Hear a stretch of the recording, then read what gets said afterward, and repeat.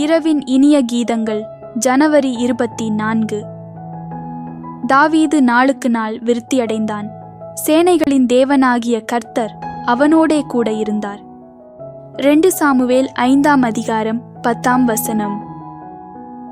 ராஜ்யத்திற்காக காத்திருந்த தாவீதின் அனுபவங்கள், கற்றுக்கொண்ட பாடங்கள், அபிவிருத்தியடைந்த குணலட்சணங்கள் ஆகியவை சுவிசேஷுகத்தில் இருக்கிற யாவருக்கும் ஒரு மாபெரும் பாடமாக இருக்க வேண்டும்.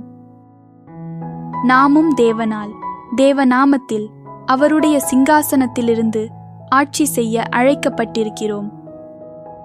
கிரீடத்தை பெறும் நாளில் வர இருக்கிற மகிமை, சந்தோஷம் இவைகளை முன்னதாகவே ருசி பார்க்கும் வண்ணம் பரிசுத்தாவியினால் அபிஷேகம் பண்ணப்பட்டிருக்கிறோம்.